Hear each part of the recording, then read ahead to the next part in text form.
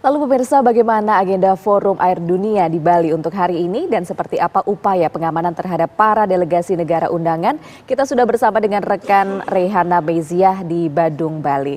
Selamat pagi Rehana, apa ini agenda untuk hari ini dan kira-kira akan dimulai sejak pukul berapa?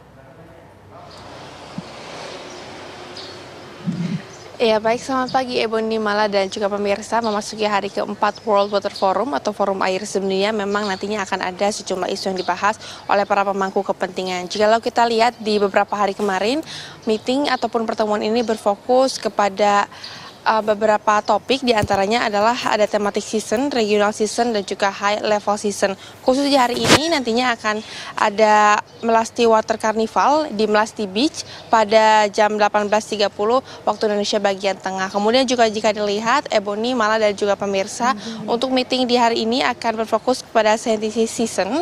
Nantinya akan membahas mengenai water quality improvement. Kemudian juga ada regional process scientific season. Nantinya akan membahas beberapa topik, diantaranya adalah khususnya Asia Pasifik, Mediterranean, kemudian juga ada Amerika Afrika, dan ada interregional dialog. Nantinya juga diketahui di hari ini akan ada agenda special season. Nantinya dalam special season tersebut akan membahas mengenai sharing of knowledge, spirit and action on sustainable lake management, ada raising momentum of World Lake Day. Dilanjutkan nanti dengan side event juga di hari ini, masih sama dengan beberapa hari kemarin, juga memang dalam opening ceremony hingga di hari ini pemirsa, di hari keempat World Water Forum, side event ini selalu diselenggarakan, di mana untuk hari ini ada beberapa side event, diantaranya adalah Global Process and Initiative for a Water and Secure World, kemudian juga ada Water for Shared Prosperity Book Discussion, Voice of Youth and Spotlight on Indonesia. Dilanjutkan nantinya Ebony, Mala, dan juga pemirsa akan adanya press conference yang dilaksanakan di BICC Nusa Dua. Untuk press conference sendiri akan dimulai pada jam 13 hingga jam 14 waktu Indonesia bagian tengah. Ini akan membahas mengenai sejumlah isu yang tentunya ini juga dihadiri oleh oleh Basuki Haji Mulyono selaku Kementerian dari PUPR. Kemudian juga nanti akan dilanjutkan lagi dengan press conference yang kedua sekitar pukul 3 sore hingga pukul 4 sore. Untuk mengulas agenda di hari kemarin, Ibu dan juga pemirsa, memang ada beberapa poin menarik dari hasil pertemuan ataupun konferensi tingkat tinggi, di mana di antaranya adalah ada Menteri Agraria dan Ruang Kepala Badan Pertahanan Nasional atau Kementerian ATR BPR, yakini Agus Trimurti Haryono, yang menjadi pembicara dalam KTT World Water Forum yang ke-10 ini. Kemudian dari meeting yang kemarin juga AHY mengungkapkan bahwa adanya ide pembentukan lembaga khusus untuk mengurusi pengelolaan air.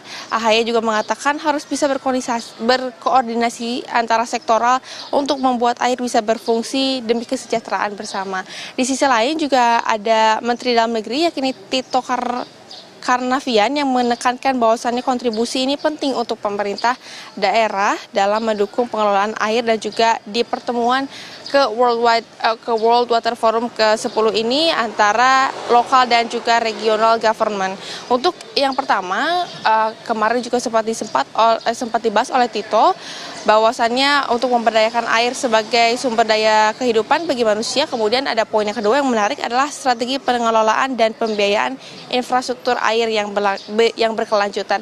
Dari hasil World Water Forum ini ada beberapa kesepakatan yang dilakukan oleh negara Indonesia dengan beberapa negara lainnya yang telah berkumpul, Ebony dan juga pemirsa, yakni dari tanggal 20 hingga 22, yang mana untuk pelaksanaannya sendiri dilaksanakan oleh Kementerian PUPR yang melaporkan telah merampungkan beberapa kesepakatan terkait pengelolaan air kepada sejumlah negara dan juga delegasi. Ini juga menjadi menarik karena diantaranya adalah ada deklarasi sebagai diplomatic victory Indonesia dalam World Water Forum ke-10 ini, yang juga adanya menyepakati 113 proyek pada sektor sumber daya air yang nilainya ini mencapai 9,4 miliar atau senilai 150 triliun.